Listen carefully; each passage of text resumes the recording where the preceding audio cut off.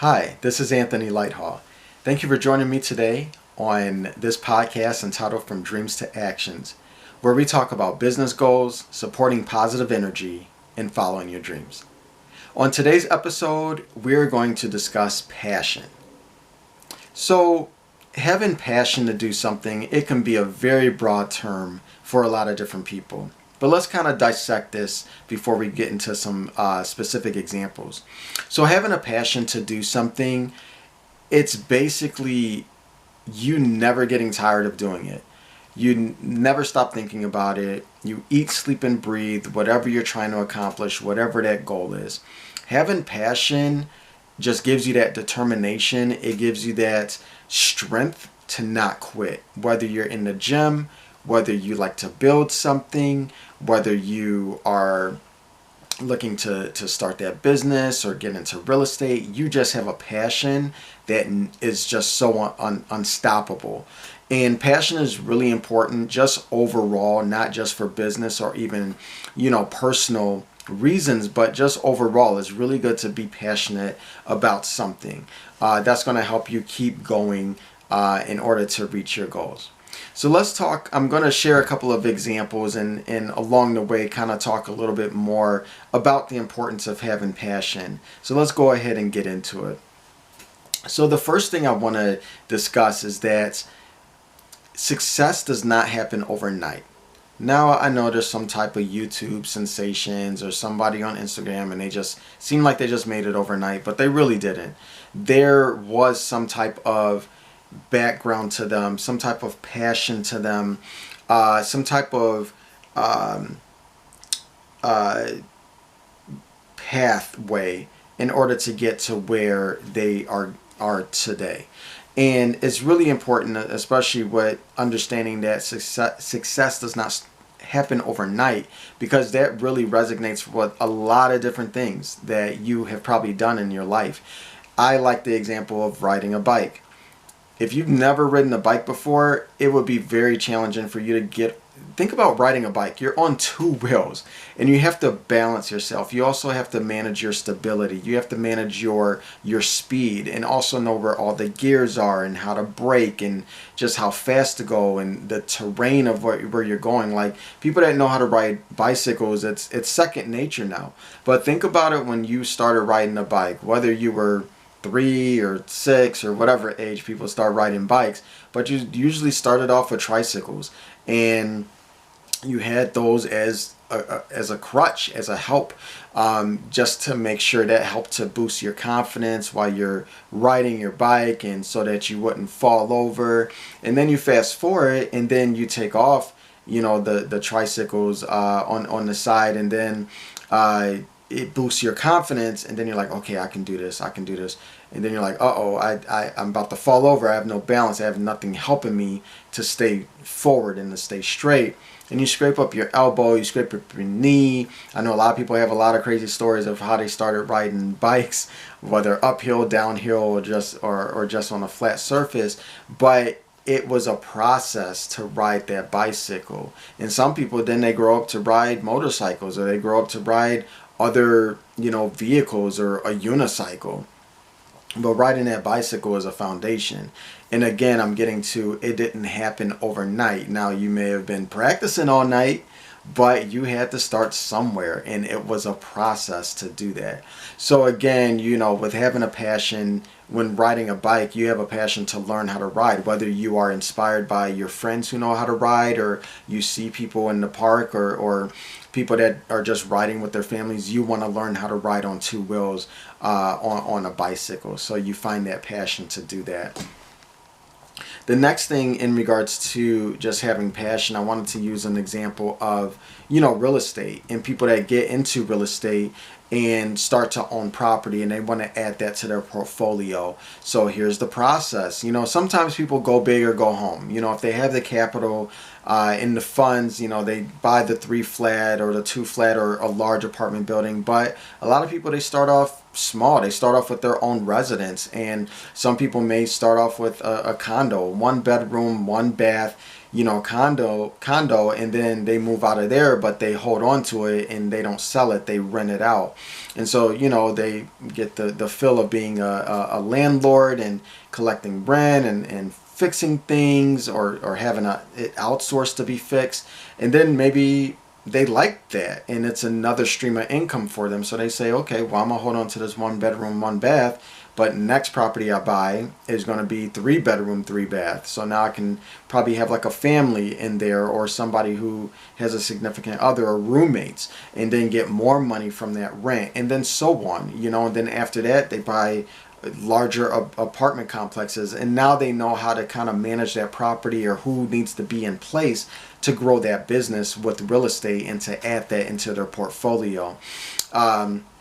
And so basically with this example of real estate, it's really like starting small and having that passion over time. And again, not everything's going to be great. You're going to have tenants that aren't paying their rent. You're going to be fixing toilets, or the roof is leaking, or you have a big a huge expense to fix the plumbing because you bought an old home or an old building, and so it's going to be a huge lift from you, and take away from some of the capital or the rent that you're collecting to fix things. But you still have a passion for it because it's yours and you own it, and you are the landlord, you are the owner of it, you're responsible for it, you're responsible for these people, basically, in regards to just making sure that they're safe in the building that you own. So it's a passion, in regards to using that example of real estate and kind of growing out your portfolio.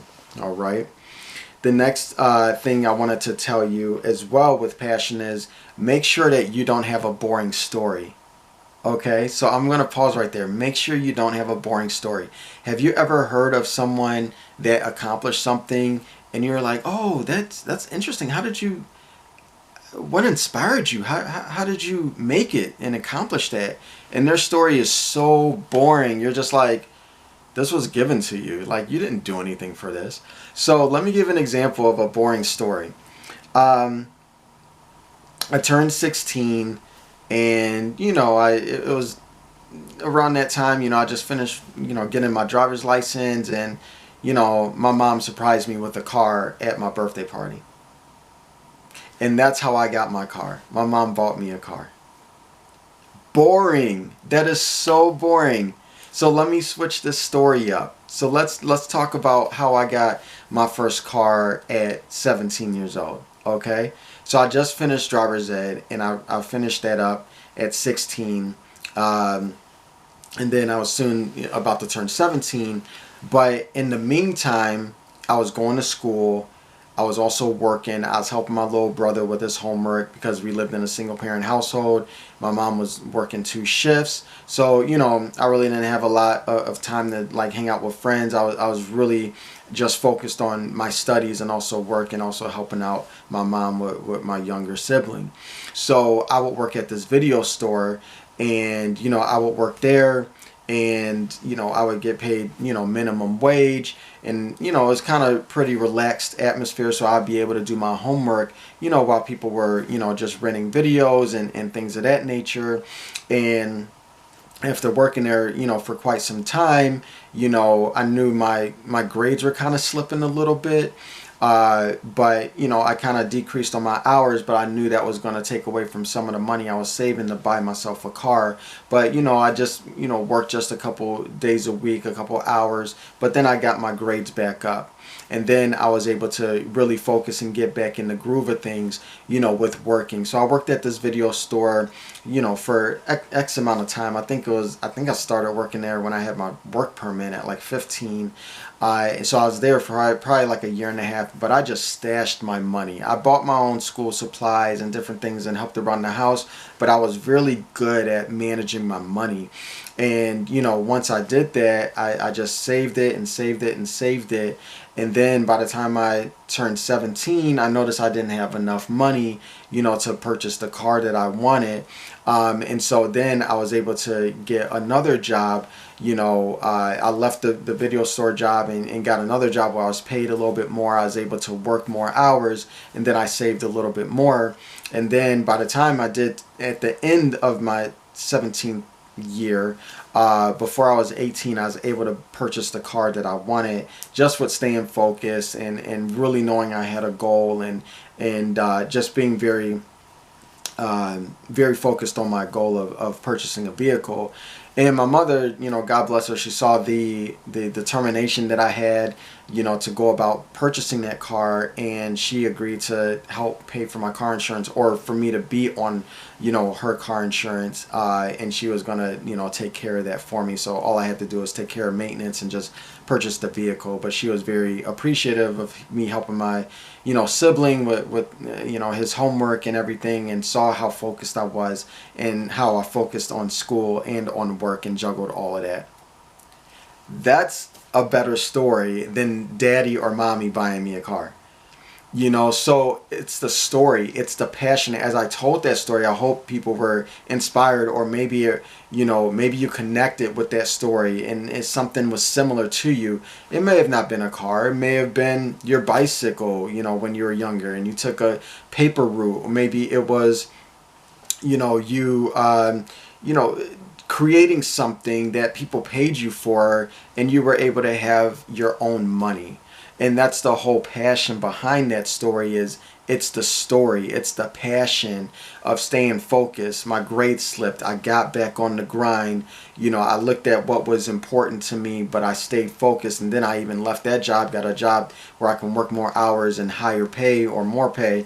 So it's the passion of that story, and that's the thing that I say, don't have a boring story, because you can definitely encourage people, to reach their goals as well, instead of something just being given to you. It's kind of boring. The other thing I wanted to share too, as another example with this, with passion, I really think about learning a language, a foreign language, and we'll say French as an example. You really have to invest in yourself. Learning another language is not easy, and I applaud and tip my hat to people who know two languages or just multilingual individuals, because it's not easy, but they really focused and got themselves in uncomfortable situations or conversations to really increase their vocabulary. But using French as an example, you got to take a step back and ask yourself a few questions, like, have I taken classes or invested in myself, whether they were paid or maybe I looked at YouTube or connected with different people, different social groups. Did I invest in myself in that way? Have I even thought about traveling, to a French-speaking location, whether that's certain places in parts in Canada, or certain places in Africa, or of course in France? Have you taken a look at engaging, in a French-speaking community? And also, another thing too, the passion and dedication, daily exercises. Have you put, a lot of people, which is really cool, putting different post-it notes on what's the translation of a closet, or the translation of a bed, the translation of a kitchen, and putting post-it notes up so that you constantly are submerging yourself in that language and in that culture and understanding that. So those are the things you have to think about, when you think about passion, especially with the example of learning another language. You really have to focus. You really have to think of various ways to get yourself uncomfortable so that you can continue to learn and accomplish this goal that you have of learning another language. Okay. And then a couple more things here before we wrap up that I wanted to mention. One is a big example. Sorry for stumbling over my words. A large example here is the gym. After January 1st, people get back into the gym. They probably have a goal. They have a Hawaii trip, or they're going to South America or Central America, somewhere where they need to be in a bikini or, in swimming trunks. And so they want to make sure they get their body right. And so they have that passion. They have that focus to get their body right, when they go on their summer vacation. But a lot of times what happens is, I'd say half of those people, after, spring comes and then summer starts coming, or creeping in around the corner, they get back to their old ways. and they stop going to the gym, or they're not seeing the results that they want to see, because all of these things take time. I told you, it's not overnight. So it takes time to see these results. So after a month or after 3 months, they start falling off and they quit. And so that's the thing. They didn't have that passion. They had a goal, but they didn't have a passion to continue on to reach that goal, to get that beach body, using this example of a gym, to get, you know, their health right, or to get their body that they want to get to. And so that's another thing, especially with getting back into the gym, you know, really figure out your why, you know, really get that passion going, you know, stay consistent. That's a really key one with any goal. You know, just make sure that you are consistent, because it's going to keep you focused on that accomplishment, and you will reach it. You know, you what they say, you reap what you sow. So, or basically you get out what you put in. So that determination and that passion is really you sowing those seeds. And the last thing I would say too, just kind of wrapping up here, is with all of this, be humble. You know, I've shared different examples. I've shared the story of, you know, purchasing your first car. But when you share those stories, be very humble. Don't brag, but also make sure that you are inspiring others, because you have a story, and you are probably sowing into someone to help them with their story. You know, and if it wasn't for them meeting you or hearing your story, they probably would have taken a different route, or probably wouldn't have accomplished their goals, because they heard about the grind, the hustle, the focus, the passion that you put in, and you're sharing that story with people. So definitely being humble, but also being encouraging, is always a plus, you know, when you make it to your accomplishment or to the goal that you were looking for. You just never know who you could be interacting with and helping. And you hear a lot with celebrities doing this, you know, celebrities that in our eyes are successful, and they go back and they help people who are in distress. They help countries that, you know, definitely need resources, or they have some type of mentoring where they take people under their wing, you know, girls and boys of certain ages, to really help them, you know, with some of their goals.